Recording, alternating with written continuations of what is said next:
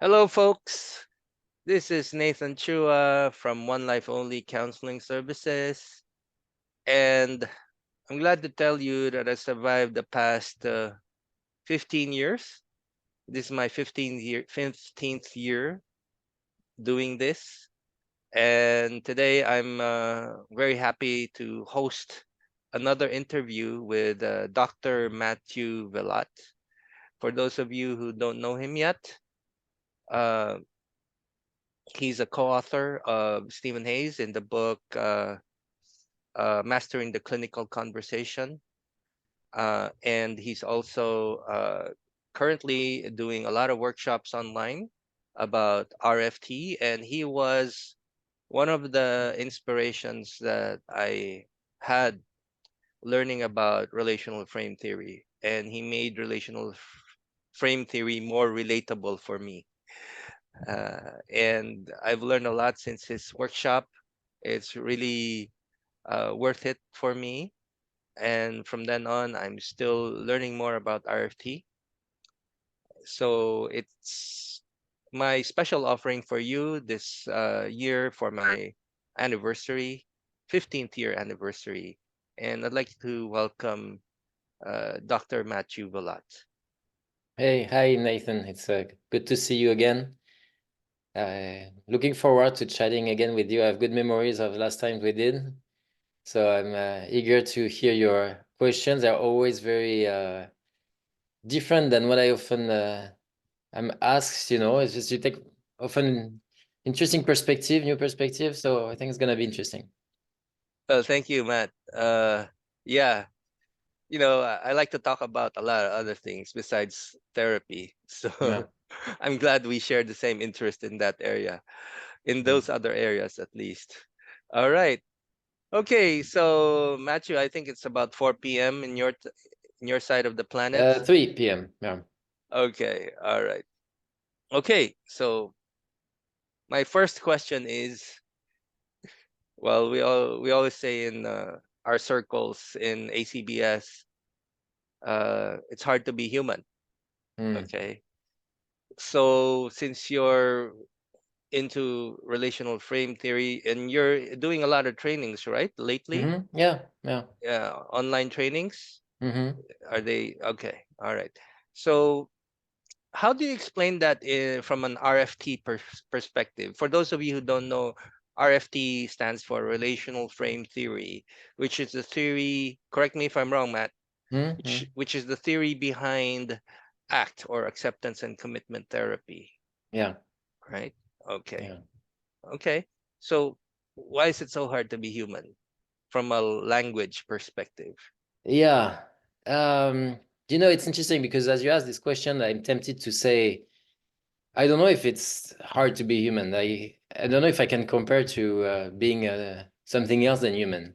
Uh, partly I'm like, well, I don't know, is it hard? I'm not saying that life is not hard, but is it necessarily specifically hard to be human in comparison to being another animal? I don't know. Truth is that we make projects, on the way dogs live, for example, and say, oh, they seem so happy, they're just laying there and sleeping and playing, and all they need is food and some affection, and they're fine like that. Look at us humans, we're always wanting something we don't have, and we're always regretting things that we wish we had done, and worrying about the future and things. But it's the truth is we don't really know what it's like to be anything else than human.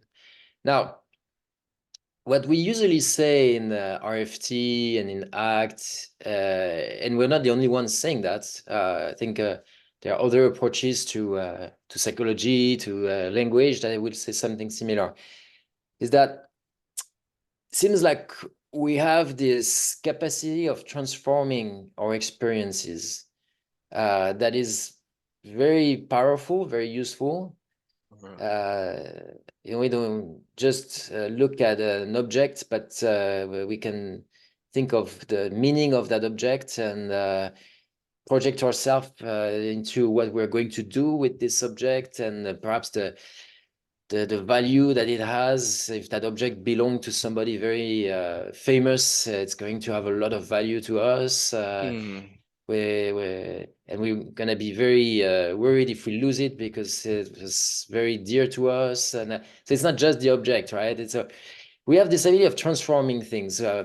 Physical sensation can become something we're very afraid of because maybe it's a symptom of a disease, or Mm. perhaps it's actually a sign of excitement. So I'm actually very happy, but at the Mm. core, maybe it's just my heart beating.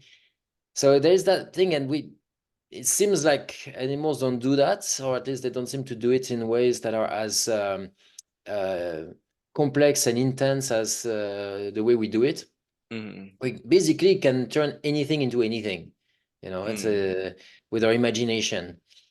And so it's powerful, it's helpful, it's just also just something that we do happen to do. And probably we could say that it's also what makes life hard, definitely challenging, Mm. because when we would like what we relate to be just what it is and not all the things that it seems to evoke.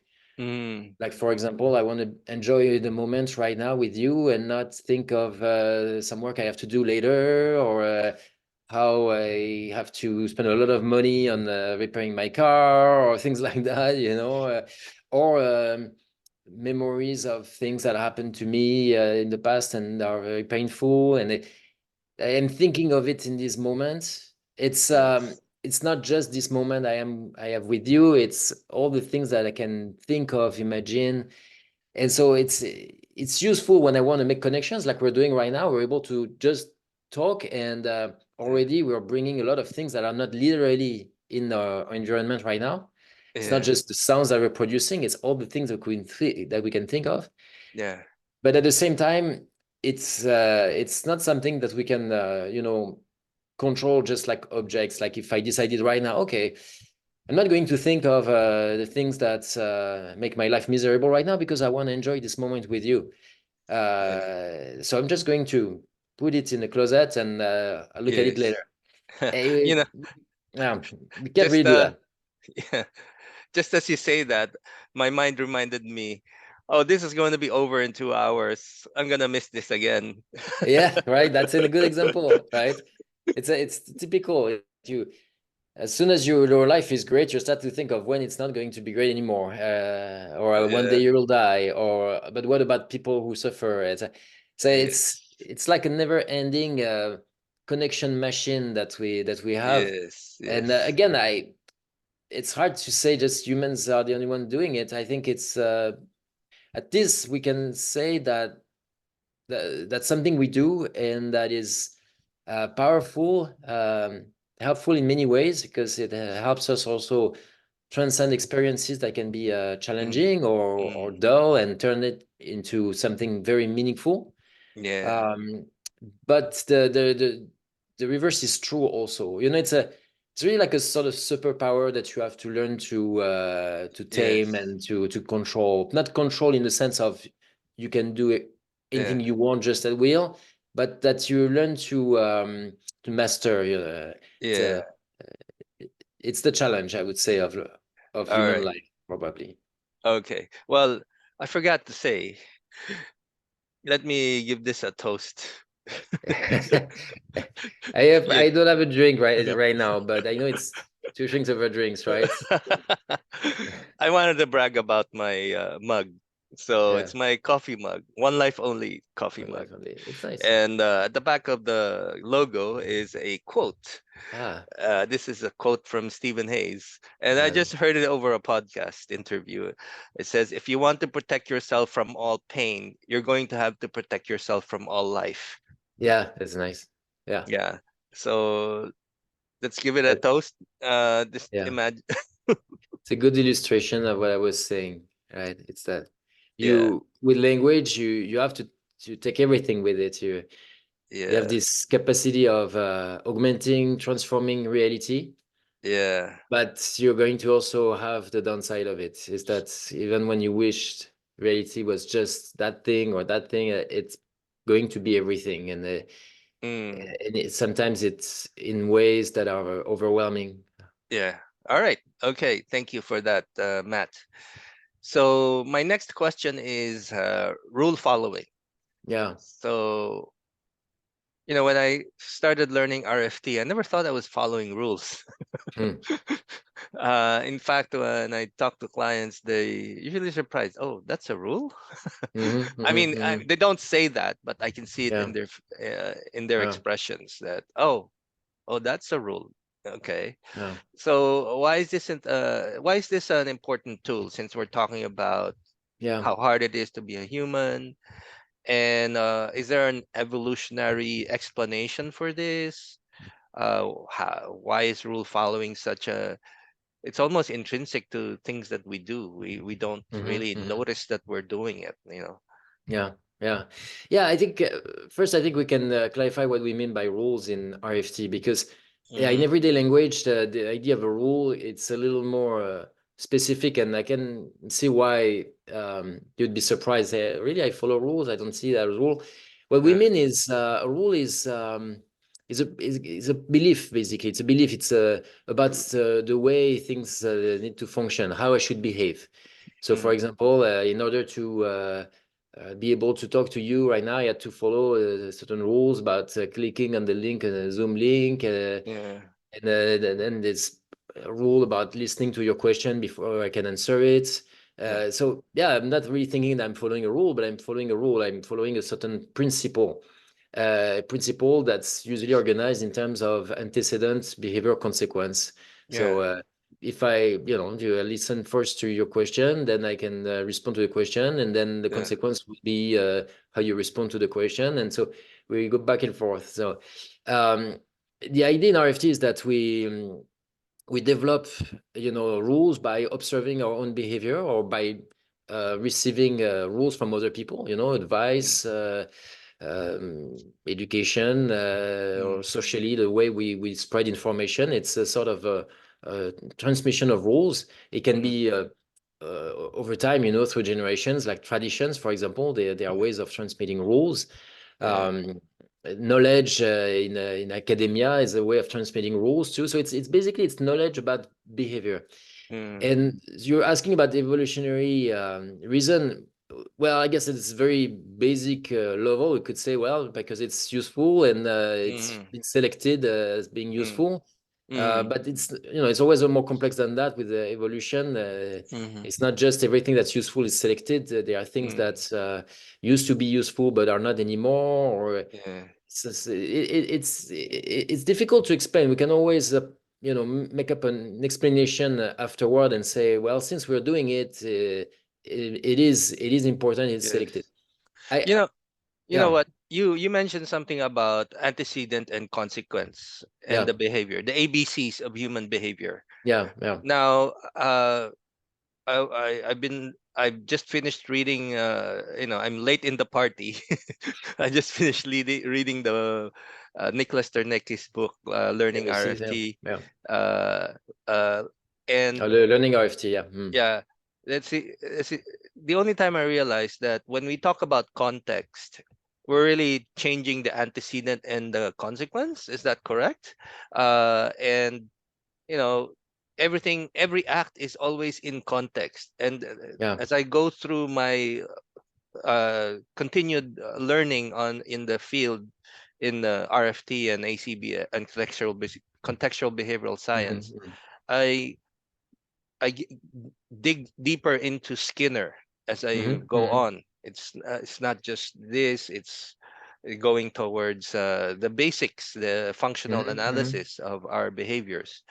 So uh, it, what do we mean by that? That every act is always done within a context, that Yeah, we're just responding to the environment. That yeah. it's a whole human being reacting or responding to the consequences, to the antecedents of our behaviors. What it means basically is that you're looking at what we're Uh-huh, doing as a response to the context, or you can say the environment. uh-huh, And what is the context? Well, it's if anything that influences the response. So it's a uh-huh, sort of it's a little more complex than that, but as a first level of understanding, we could say it's almost like a sort of Uh-huh. back and forth, like ping pong or tennis party, in a way that you play with the environment. It's not as simple, but it's a sort of metaphor to start to get it. It's like I'm responding, and then so let's say Mm-hmm. there's an antecedent from the context. Mm. The doorbell rings, and they say, "Oh, antecedent. I'm going to go to the door." Response Yeah. to the context, and then someone is behind the door and say, "Hi." Response from the context, and then I say, "Hi." Response from Yeah. me. Right? There's a sort of sense like that. Again, it's more complex than that, but at the basic Mm-hmm. level, we can understand it this way: response, context, response, context, response, context, and sort of Yeah. and we influence the context influences our response. If Uh-huh. the context is as a result of my behavior is something that is desirable to me, Uh-huh. then I will tend to do it more. If it's not desirable to me, then I will tend to do it less. But Yeah. then again, there are multiple where it becomes more complex. Is that imagine that you're playing ping pong, but not with just one partner, but a lot of people at the same time, and maybe it goes up and down, and like video games when they start to be like crazy and balls coming all over the place. And like I said earlier, with language, there's a transformation that happens so that it's not just back and forth, but maybe it's a back, forth, and then, oh, I thought that was me, but no, it's you. And even another thing I think useful to understand is that even a response becomes a context. So at Okay. some level, I want to understand, for example, why say why I have a hard time listening to people, for example. I always tend to interrupt people, so that I could Yes. explore this behavior of interrupting people. Uh-huh. I look at this behavior and I look at the context. What Yeah. happens? Maybe I can notice that certain feelings I have, or the certain people I talk to, the context that is Mm-hmm. sort of an antecedent for interrupting, and then what happens as a result. Mm. But then you can also look at this behavior of interrupting, for example. It becomes also an antecedent for me. It's part of my context. For Yeah. example, when I notice that I'm interrupting, then I Yeah. have a thought. Oh, Yeah. shoot, I did it again. Okay. That's a response to.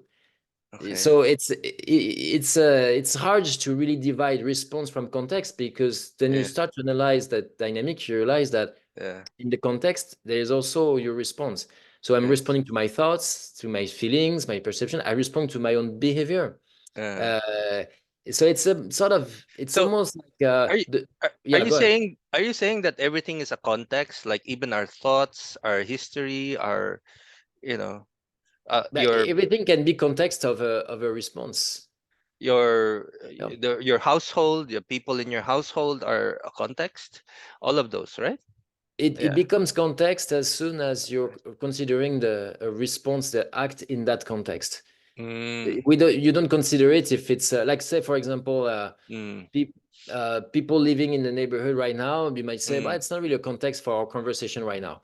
Now it mm, is, because I'm mentioning them, so now mm. it's there, right? But until I mention them, Uh-huh. you could argue that they were there, but not really influencing. Although, who knows? Yes. The All right. temperature right now, Yes. is it context? Yeah, I could say not very much, because it's not particularly cold, not particularly warm here, but Uh, it's part of the context. I'm comfortable because the uh, temperature is nice. So it's tricky, because as soon as you pay attention to part of the context yeah. of what's available, Uh, maybe it's influencing you. You didn't realize all right. until you pay attention to it. Well, okay. So, sorry. We have this very interesting part of the interview, and you mentioned the word interrupt, so I'm interrupting you. Yeah, good. It's not necessarily bad to interrupt. That's a rule, Okay. right? There could be a rule and not don't interrupt, but it's Yeah, just there are kidding. other rules that can say that's good to do it. Anyway, because we have 7 questions to deal with before Yeah, we take a break for the next hour of our yeah. interview, and thank you again, Matt, for Hmm. acceding to doing 2 hour interview with Yeah, me. So, speaking of the antecedent and consequence and the context, yeah. uh, do we because Skinner wrote about uh, punishment or Mm, rewarding or mm, reinforcing or mm, negative reinforcement or positive reinforcements or positive mm. punishment. Do we actually punish quote unquote punish clients in therapy? Mm. Uh, if so, how is this done? I'm sure we don't just say, "Oh, I'm punishing you for doing that." Yeah, yeah, So, yeah. how is this done in therapy? Okay, so as first, I think it's important to clarify what we mean by punishment, because again, it's like I was saying earlier with rules. It's a term that is in everyday language, but there is a technical definition in behavior analysis, and it's related to what we mean in everyday language, but it is a nuances that are important. It's not necessarily like a procedure, something that I decide to do intentionally in order to produce Mm, something. Like when I say I'm mm, going to punish this person because they did something bad and we're going to punish them. Uh, Punishment first is like, okay, it's what happens if after a behavior, the consequence is a stimulus that happens, that is mm, produced, and that is aversive, unpleasant, undesirable. mm. Typical thing is I touch a hot stove and I burn myself. So it's going to, that punishes my behavior of touching the hot stove. Now, Yeah, nobody punished me. You could say the context punished me, life yeah. punished me, you know. Okay. But it's not like, so it happens as a natural process too. It's whenever you do something that leads to a consequence, that something that happens, an event that happens, and that is harmful in some ways or undesirable in some ways. So in therapy, well, typically in most psychotherapy approaches, but I'll speak for the behavioral psychotherapy in particular because that's the therapies that will use this kind of concepts. Typically, the idea is not to use that kind of approach to do something so that's going to be aversive, harmful to the client to Okay. reduce their behavior. Like for example, we can use the example of interrupting. Say a therapist is working with a client who has difficulties with social interactions, and one of the difficulties is that they tend to interrupt and Yeah. they have a hard time listening. And so imagine the interaction in therapy with the client, and the client interrupts the therapist. uh, no therapist is going to punish them in saying, for example, screaming at them or saying, "You're really bad. Look at what you did." That's not going to happen unless it's bad therapy. It's not going to happen. The reason is that we tend to think that it produces. So that's typical Skinner's way of thinking. Is that it's going to produce emotional responses that are the sort of sub-product of punishment. Is that you end up um, uh, you're going to be motivated more by avoidance. So you don't want to interrupt now because you're going to be punished, but you're not really in touch with why that would be meaningful to you to do Uh-huh. something else than interrupting. So to listen. We tend to Okay. prefer reinforcing behaviors positively so that you turn to the action that you want. It makes sense. You want to do it instead of Mm, you're afraid of doing something. Uh, mm, and also the problem also with punishment when it's delivered by somebody is that you often end up fearing the person who's mm, punishing and mm, disliking the person who's punishing. mm, Uh, right. If you think of the teachers you had in school, if mm, you had experiences with teachers who are more encouraging and others who are mm, more reprimanding, mm, and of course sometimes it's both, very often it's mm. both, but think of a teacher who was more like using more reprimand. Yeah. um, it's I think usually people have a better experience when they are encouraged. It can still be very strict and very Mm, the it doesn't mean if you encourage, if you use positive reinforcement, doesn't mean you don't have high standards. uh, uh, but it's yeah, it's an approach that tends to help the person develop their sense of agency, why they want to do what they want to do. It's yeah. yeah. Okay. Well, In therapy, we don't usually punish, but uh-huh. it can happen in some ways in a natural way. Uh, Uh-huh. I Can give you, yeah. okay. Let me ask you because one of the trainings that I attended, um kind of act the way we do our therapy in, for example, ACT or any kind of behavioral therapy, maybe, I'm not sure. Mm, uh we tend to, like, let's take that example, interrupt, no?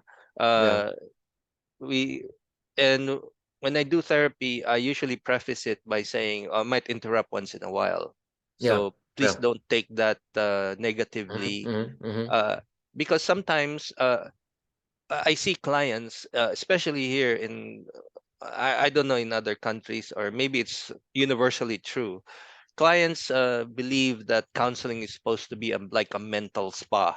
Like I'm Hmm. here to just, you know, Hmm. Hmm. throw it all out here and kind Yeah. of get it off my system. Hmm. Well, Hmm. they can actually do that with their friends, right? Hmm. Hmm.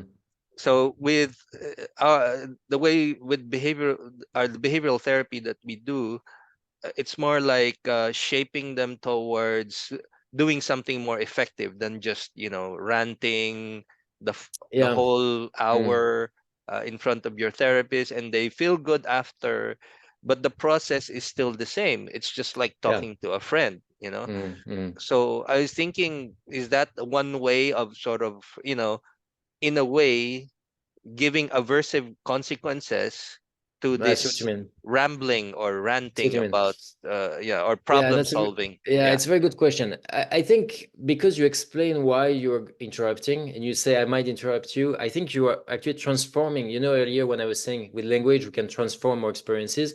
That's an Yeah. example here.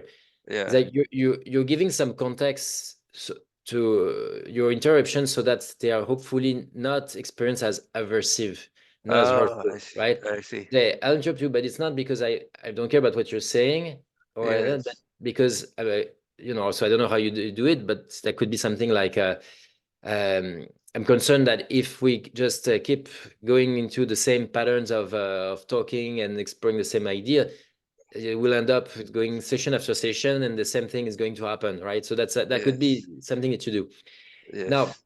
I would not say it could be that the client experiences as punishments. Your Yes. intention might not be to do that. That's what we usually call blocking. What you describe here is like Okay. blocking a behavior. So it's preventing it from happening. And Yeah. it can be experienced as punishment, but usually what you're trying to do here is more like blocking and reorienting toward another behavior that's going to be positively reinforced. So Okay. I'm going to interrupt you here. Could you, because you said something very important, I think, and I'd like to Mm. understand better. Could you go back to that thing you said here? What was that Mm. important for you to do that? Right. That so in some ways you're like, oh, he doesn't listen to me, he interrupts me. But oh, he cares about me because he's asking me a question about that. So Yeah. it's a way of reorienting the process so that we get into something that might be a little more meaningful or more useful, and we don't just go into the same cycles again and again. Wonderful. That's a great way of explaining it. Yeah. It's actually, it sounds very harsh, but you can actually say it in a kind way, in a way that, it becomes more appealing to the client, right? Yeah, yeah. You can control how people will react. Yes. Even a nice comment can be received as punishing. Uh, I see. Yeah, someone who's you know I don't know, feeling depressed, and they hear, "Oh, Yeah. you're doing well today," and then that seems like, how could someone receive this as something aversive? But maybe that they find that it's invalidating. For example, say, I'm not doing well, and Yeah. you're telling me I'm doing well, but that's so you're not listening to me, or right? Yeah. That's why I tend to say to therapists that I train to not think too much about what the impact of what they're saying is going to have, but more to observe the impact that it has, and Okay. to adjust what they're doing based on what they want in terms of their values, how they want to be with their clients. Because if you too much in the chess game, I'm going to make that move and they're going to react like that, and then it's I think it goes against the natural process of interacting with another human being, and in the end Mm. that's can be counterproductive, I think. All right. Okay. I wish I could do that. Well, it's something we can do. Yeah, you can. I still It's work on hard. that. It's It's hard. bizarre Yeah. because it's almost like learning to be human in a way. It's like letting go of Yes. that problem solving Yes. approach to Yes. psychology. Correct. It's yeah, it's Yeah. It's something hard we to can always be improve. it's hard to be human even in therapy, right? Yeah. Anyway. Mm-hmm. Mm-hmm. All right. Okay, so let's do a little bit of a role play since we're talking about anti ABC, right? Antecedent Okay. behavior and consequence. Mm. Uh, so let's say I'm a person who is addicted to a substance, Okay. sort of like a source of stress relief. Okay, so Mm. I'll play the role. Okay, and you'll be my therapist. Okay. So, okay, let me get into character. Okay. Uh, will that be the first time I meet you? I've never seen you before. It could be in the middle of a session. Okay. All right. Okay. Okay. All right. Uh, doesn't matter. You just go by what I say Okay. and see how you can deal with this. Oh, Well, I really can't imagine. I really can't understand myself. I don't want to do it. I know it's wrong, but I still do it. I go out and I kind of uh, want to have that drink because I had a stressful day at work, yeah. and that's what's wrong with that? I mean, I know my wife is complaining, but Mm. uh, that's the only way I can get rid of my stress. I can feel better so Mm. that I can function well, or I can just go to sleep at night. Yeah. What's wrong with that? I Mm. mean, but I end up with my wife hating me for not spending time with her and just being drunk when I get to bed, or not at least Mm. too tired to even talk. Yeah. So that's my problem, Matt. Mm. How Okay. do I deal with this? Okay. So you're experiencing that when you drink alcohol, it helps you in some ways, right? You feel better. You said you're less stressed. You're able to sleep. So Yes. there are benefits to it. So that's what you're saying, right? Yeah, and my wife doesn't understand. It's just how I do things, Yeah. Even before we got married, that was just the way I do it, Mm. And sometimes I also hang out with my friends, and I get a little too much to drink, and Mm. then when I come home, I end up being shouted at or being nagged. So Mm. doesn't feel like coming home is a nice thing to do. I see. So the downside is that it's causing problems in your relationship with your wife when you're drinking. Well, that's basically why I'm here. Okay. She wanted me Yeah. here. I don't think Okay. there's any issue. Yeah. Okay. So if it were just for you, you would not see any issue with your drinking. Yeah. But Okay. she's threatened to leave me if I keep doing this. Yeah. Okay. And how does that impact you? I mean, is it important to you? It might seem like a silly question, but I think it's worth asking it. Mm. Is how important is it to you that your wife doesn't live? Well, How important is your relationship with her? yeah, I don't want to lose my wife. I love her. I care for her. It's just that I feel like I'm in a cage. I can't do the things I want to do, I used to do when Okay. I was still a bachelor. So, Mm. yeah, it's You're feeling I feel limited stuck. in your freedom, stuck and in a cage. Yes, yes. Okay. Okay. Mm. Okay. And when you're drinking, you feel more free or something like that? Well, it's just something I got used to doing. It's just that Mm. uh, I don't see anything wrong with it. It's just Okay. me being me. I Okay. mean, what's It's an wrong with? expression of an expression of yourself, you being you. Yeah, Okay. exactly. And And what, she doesn't know what's going on at work. There's a lot of stress, you know. okay. You don't feel heard by her, like that she understands you Yeah, yeah, in that's it. general, or specifically the stress at work?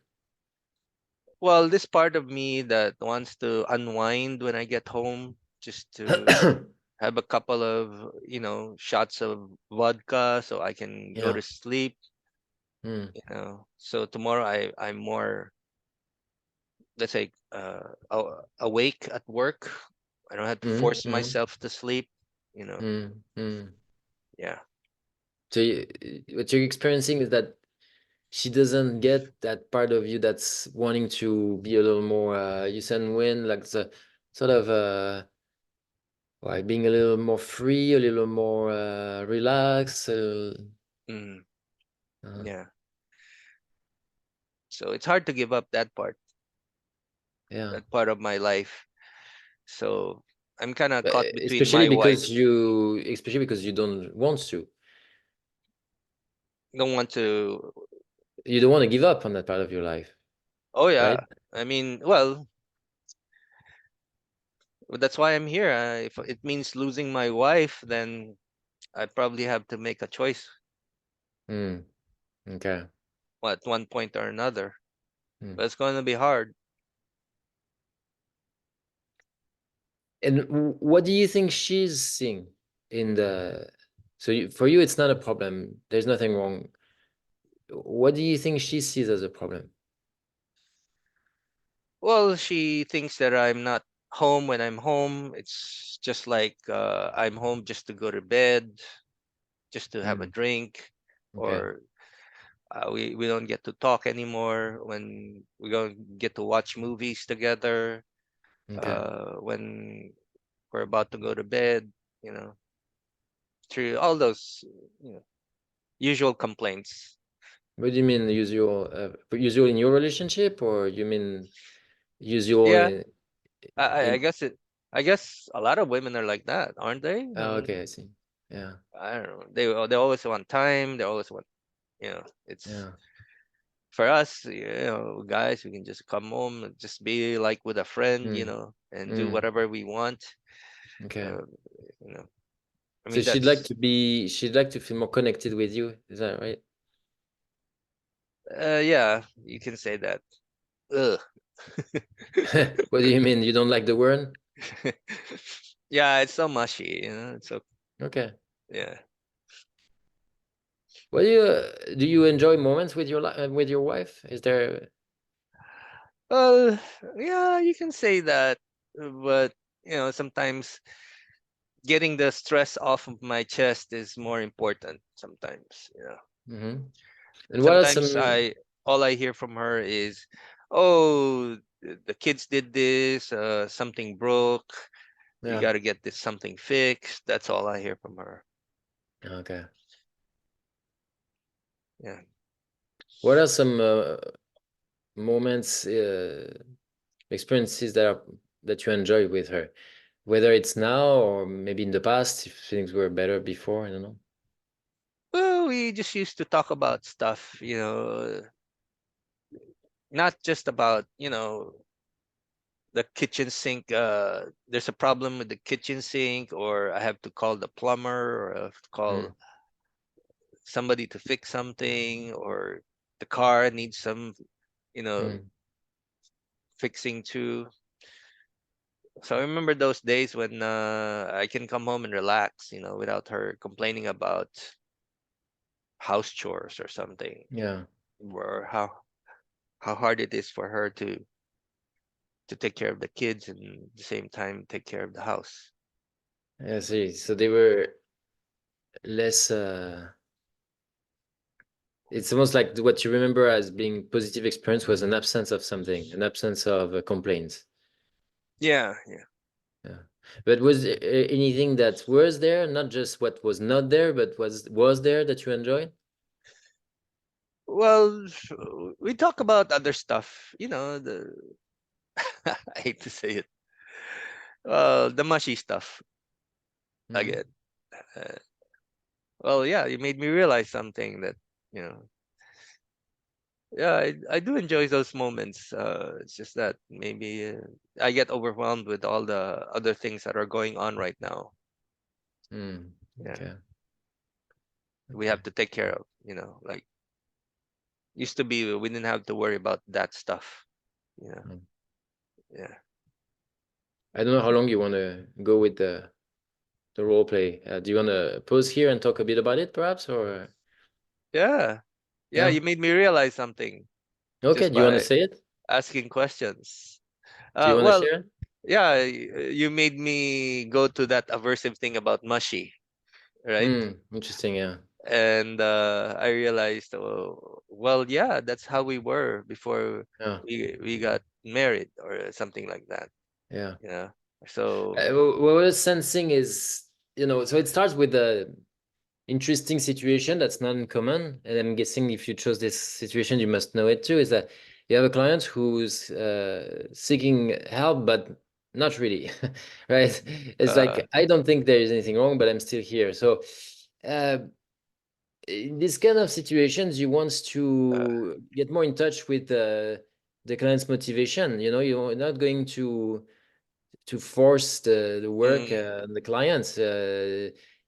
But since you're here, let's explore it. I could have said just, okay, well, it seems like you're not interested in doing therapy. It's just your wife, so then we cannot work together. I think most therapists would not do that. They would still listen to the story because perhaps there's still something that at some point the client is going to recognize about the drinking, for example. I don't know. It's perhaps not, but yeah, perhaps he's in denial of a problem, and yeah, if we keep talking, so I don't want to assume that he's in denial, but I'm mm, curious. What I'm trying to do basically is expand what he's saying, his awareness, or your awareness in the role play, beyond what he's just saying. There's nothing wrong. Okay, well, I let you speak, but mostly, and then okay, what yeah, do you think? What does she think? And yeah, what do you enjoy? What do you not enjoy? I'm trying to sort of get into not just yeah, gathering information per se, but yeah, getting, what we were saying earlier about the behavior in context. It's trying to have a sense of his motivation. What is the consequence that he would like? yeah, What are the consequences that he doesn't want? So it yeah, starts to get more of a, to me, that's part of what I do to develop the client's sense of what we call the agency, the sense yeah, of being me. In fact, it's interesting because as the client, you say, it's me being me or something like that. It's an interesting yeah, fact you said, because to me, that's also a reflection of that, and even the freedom, the autonomy that you express, like this desire of not being constrained by rules. I sense there is a dynamic of wanting to make own choices. You said yourself, you're in a cage, you feel sort of trapped. So yeah, I think for me, the process, and it's often what I do with people, it's clients, is that get them in touch with their motivation, what they want, what their needs, their desires, and expand that so that it gets to a level that's often what we call values in act. So it gets you really a deeper sense of meaning. Okay, yeah. Like yeah, drinking, for example, that was something I would probably explore with these yeah, clients. Not just okay, I feel better, less stressed, but what are the things that he enjoys about drinking? I might even ask him more about what he drinks. You mentioned shots of vodka. I think why vodka? Why not something else? Might seem weird, but that's to me, it's part of helping the client be more in touch with his choices, what he does, why he does what he does. yeah. Wow. You know what? That's wonderful. I mean, you never did anything like directive or instructive. It's more like Mhm. asking questions, and you just turned the whole story around on me. So Mm. that was fantastic. I mean, I wish I could do that as well as you did. So And yeah. maybe because I was a role play. It's No, not no, no. always That's easy, true. It's sometimes it looks easy, sometimes it's not. It's Yeah, a big part of the process for me is to trust the process. That's yeah. I think that's what makes it look easy. Okay. Is that Well, Matt, yeah. we only have 10 minutes. I want to Okay. go into this other case before we Okay. end Yeah. Go ahead. Go ahead. we end this first hour. Okay. Sounds Okay. good. Yep. All right. So this is another role play, Okay. and I'll be like somebody who's going into, let's say, would you like a college or a job? Maybe a college. All right. Okay. All right. And So same thing we've met before, or somewhere in the session already, or I don't know. I never thought about that. okay. It's just Anyway, to know if I should assume that I know certain things already, or I can no, I don't know yet. well, just go by what just like what we did earlier. Just go by Okay, what okay, okay, okay, information I give you. All right. okay. Well, okay, I'm but giving that, you a real yeah, big challenge here. okay. Well, then go ahead. Tell me what's bringing you here, and how you think I could help you. What's your Oh, motivation?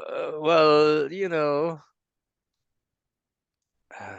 I'm going to college soon, and I really don't know what I want to do. It's just that like I'm just floating around, doing Mm, whatever is convenient.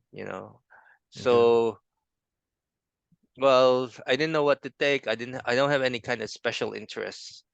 So I just asked my parents, and Mm, they said, "Oh, why don't you take this?" mm, Well, I said, "Okay." okay. Now I'm 2 years into this course, uh, and I feel like I don't like it. It's Yeah. not my kind of thing. Okay. Or and I wanna probably try something else. I Okay. don't know, but it's scary because I don't want to disappoint my parents, and Mm, at the same time, I'll look bad with my classmates. They think that I spent 2 years for nothing. mm, Uh, I really wanted to,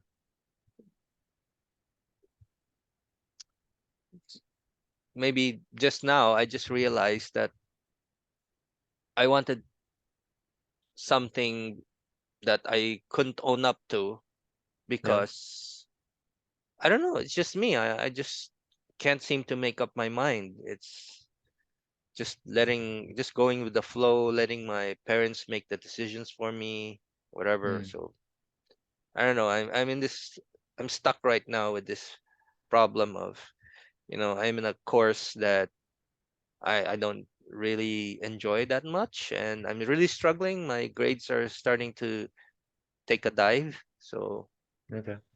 it's Okay. scary. Yeah. Yeah. How did you realize that you didn't like what you're doing, the studies that you chose based on your parents' advice? Can you say more? That's what you said. You realize you don't like it. What did you not like? Well, I guess I think the courses are boring. Uh I realized I probably want to go into medicine, maybe, instead of doing this business course. I don't Okay. know. So uh, it's hard for me to even turn the page of the books that I'm reading. Mm, mm-hmm, Uh, so maybe I should be taking medicine or something. I don't know. mm, Or maybe something in the arts, because we do have some other courses that are more in line with those areas, like general courses that we take in college. Uh, maybe I find those more interesting, okay. more motivating for me if I take those courses. But I'm stuck now. I don't know what to do. What am I going Well, to tell my parents? well, yeah, we can explore that. But I'm curious to hear more about, you know, because you're saying, okay, I don't know what I'm going to do and what will happen, but you're not at the decision yet. And I'm curious to hear more about you know, what is of interest to you, because it seems like you've made decision in the past without really knowing what you wanted to do. So you ended up asking your parents. You said going with the motion. So I'm thinking that might be something that could help you with, is getting more in touch with what you want, what interests you, so that you can make decisions that are based on what you care about, instead of what other people say, or perhaps Mm. saying, oh, maybe this, maybe that. What are the things that interest you, for example, in life? You mentioned art, maybe medicine. Why these topics? Is it something that you find interesting? You already have some familiarity with these disciplines? Well, I guess for medicine, it's like I'm helping people Okay. directly. You know, Mm, not like in business. It's more of a profit motive, or mm, mm-hmm. I'm not really good. when it comes to, you know, counting the beans, for Mm-hmm. instance. Mm-hmm. Mm-hmm. And when it comes to art, I think there's something about it that's creative, that I want to, you know, I like to draw. I like to Okay. uh, create something out of nothing, or Okay. you know, I like, when I was a kid, I used to just make this silly drawings, Mm-hmm. caricatures, cartoon characters, and you know, my teacher liked it, my Mm-hmm. parents liked it, Mm-hmm. but it's really something that I don't know. I'm afraid, you know, because we have this culture that we have to make a lot of money Mm-hmm. in, you know, and I don't think I'll make a lot of money doing that, you know, Mm-hmm. or Mm-hmm. even in medicine maybe. So a whole lot of investment. Yeah. So So it seems like on one hand you have do you have an interest in like creativity, helping people? And you said directly, so when it's more like a direct interaction with people, that's what you mean? Not just what you do might help people, but you'd like to have that direct interaction with people that you help? yeah, yeah, maybe, yeah, yeah. I guess that's it. Okay. Yeah, yeah, Okay. You felt perhaps that what was that? You said finances, economics, things like that. That's what you're doing right now? Or yeah. Business. Yeah. business. It seems it's what is it a little dry in terms of human relationships? Is Well, yeah, and I think it's more like a profit motive more than anything else. You know, okay. and I'm not really that interested in the things that I'm studying. It's Mm, not mm, something that interests me.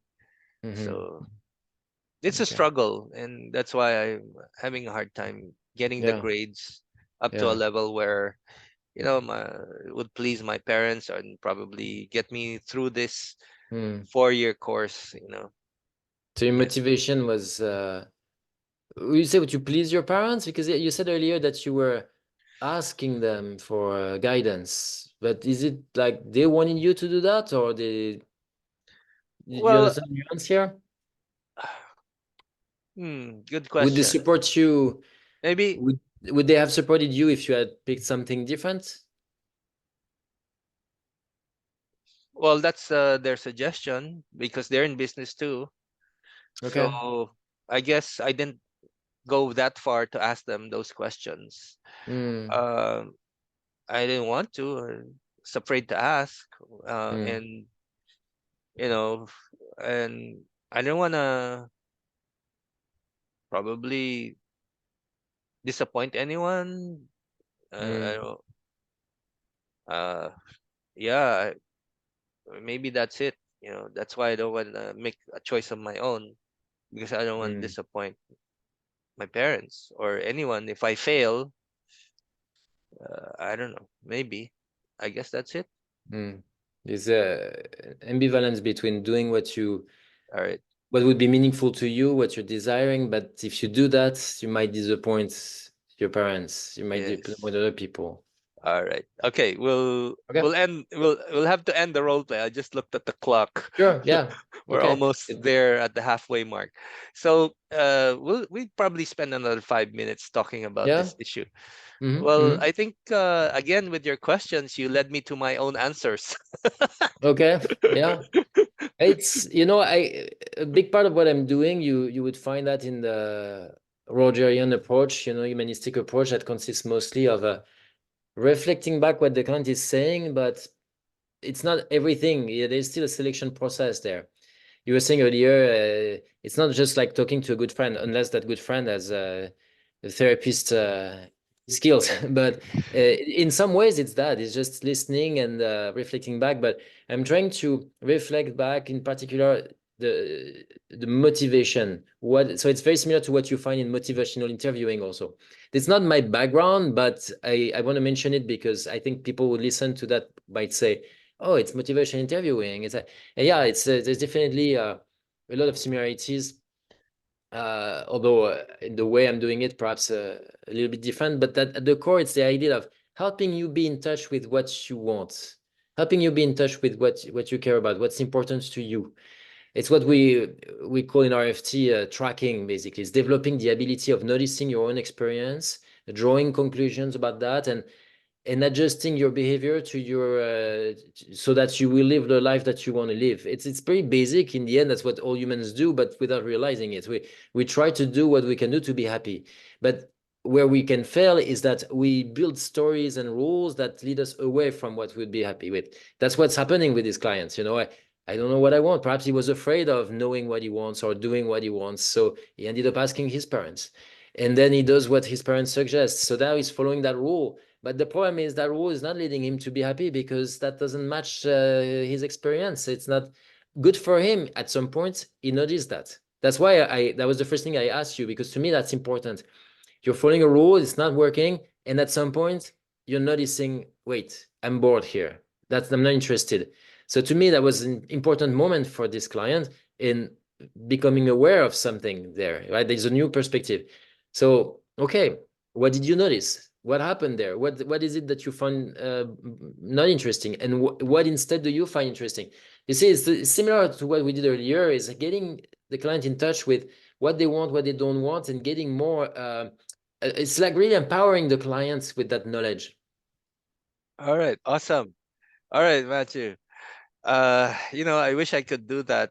Uh, I think there's something about me that's kind of impatient sometimes, but Mm-hmm, the way mm-hmm, you ask those questions really led me to my own answers, as I said okay, earlier. Yeah, okay. and that feels kind of like a creative hopelessness. Is that what it is, or something? Creative Right? hopelessness can take that from here. Yeah, I Yeah. suppose it's possible. I don't know if that's the dynamic here, but creative hopelessness consists of also of getting in better observer of your own behavior. What am I doing? And is it working, not working? And Yes. eventually you're like, wait a second. I want this. Why am I doing that? So you Yes. start to something new start to emerge. That's why we call it creative hopelessness. Is that Yes. you develop the hopelessness of getting what you want here, but what's Yeah. creative is that you realize you can have it there in some ways. Yeah. Yeah. And fantastic. This is exciting. All right. Now we have to end this part right now, Okay. and we'll go on to part two. Uh, and looking forward to getting into part two.